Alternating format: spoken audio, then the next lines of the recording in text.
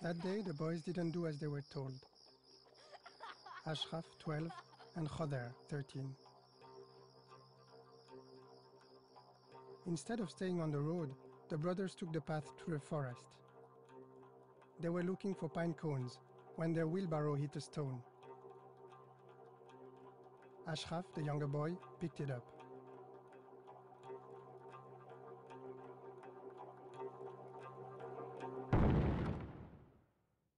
What the children found was not a stone.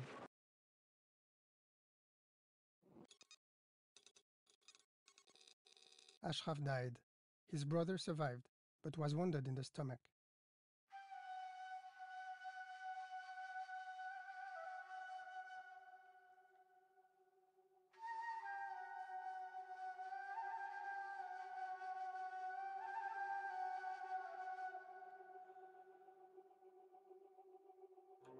In this country of olives, spices, and almond trees, seeds have been sown.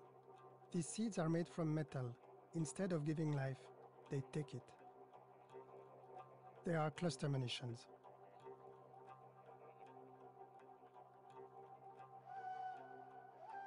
Two and a half years after the end of the war, I arrive in Lebanon to see how people are living with this threat. In 2006, Israel carried out an offensive against Hezbollah in southern Lebanon. In the last 3 days of the offensive, between 1 and 4 million cluster munitions were dropped. Many of them didn't explode, and the whole area became one giant minefield. In Marjayun, a Christian village in the south, there is a school run by nuns. As she looked at the fighting in its final days, Sister Emily saw these strange bombs falling.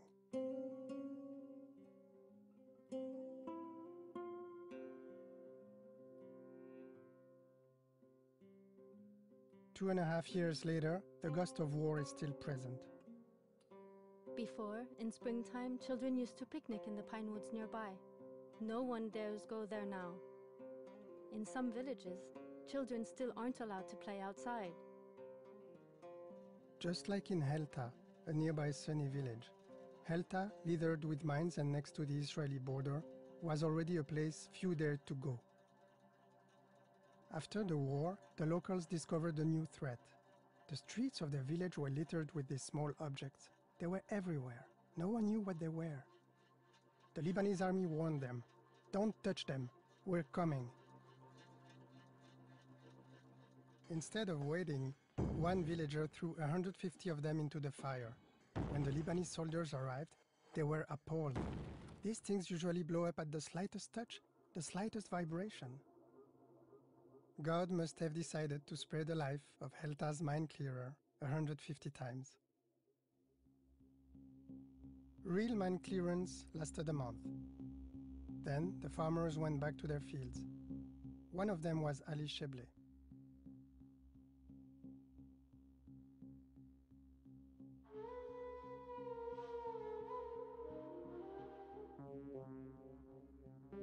Ali is the father of Ashraf and Khader. A few months later, Ali's brother-in-law stepped on a cluster munition. And then it was Ali's turn. My son was walking in front of the goat, and I was behind, on the same path we took every day. It blew up under my foot. Never again will Ali go out with the goats. He has sold them. Now he's a prisoner in his house, in a village under siege.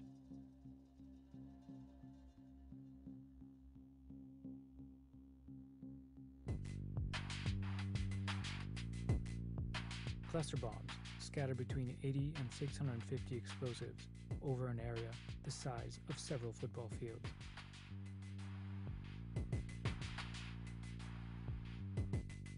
Between 30 and 40% of these grenades do not explode. They fall on the ground and turn into deadly time bombs. These bombs are scattered throughout Lebanon. Some of them date back to the Vietnam War. They were already rusting when they were dropped.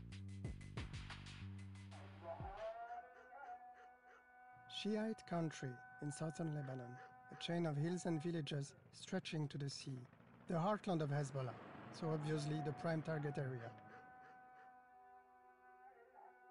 In a small village in this region, I visit Rasha Zayun, a young woman of 19. In Rasha's case, it was the bomb that came to her, right into the house. Her father had come home with a sack of thyme leaves, which he'd spent the day gathering. The family makes bunches of them to sell. Everyone was gathered round the sack. When Rasha plunged her hand inside, she felt something cold. The whole family might have been killed, but the teenager was the only one hit. The bomb took her left leg.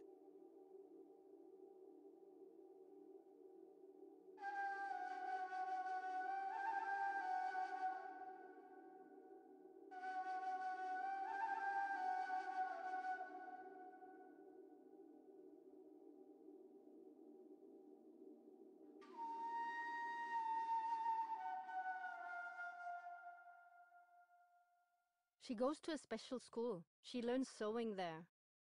Do you enjoy it, Rasha? Of course she does. Rasha's face lights up when I ask what she wants to do with her life. I'd love to be a fashion designer. Since the accident, she keeps her bedroom door shut and just draws and draws. Dresses and veils and all the beautiful things she sees in her head. Can we see them? No, sadly. An Italian television crew went off with her sketchbook and never brought it back. Today, I give her mine.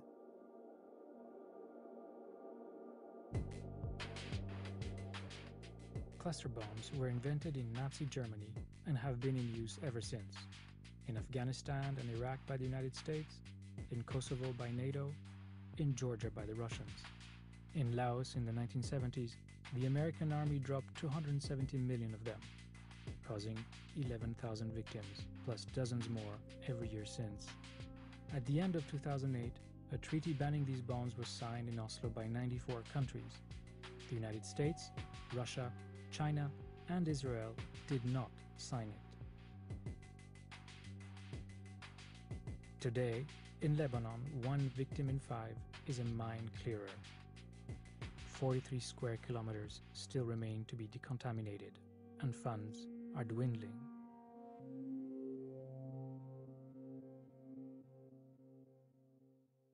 I had a go at being a mine clearer. In 43 days, we neutralized 17 explosives here. Right. We will give you protection gear and a helmet. But first, you must sign a disclaimer. Damn, my blood group. I'm the only one who doesn't know it. Ready? Bomblets are a pro's worst nightmare. They're everywhere. If you're watching your feet, you can get one in the head. Have you ever tried looking up and down at the same time?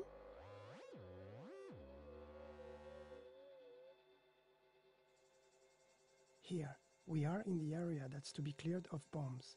A dozen specialists scan one twig after another, using a detector or sometimes just the naked eye.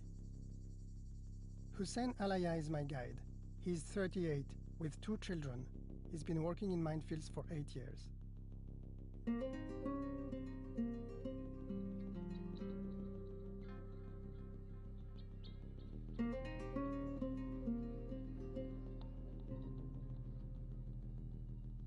We found one here, 8 centimeters on the ground. The owners had been working on this Hang on a land second. for 3 years. A minor detail. They forgot my helmet. And where's the protection gear? One small metal ball is all it takes to spread fear, shut down a field, force farmers to abandon their harvest, and send people back home. Before leaving, I meet Abdel Amir Haider, a local farmer.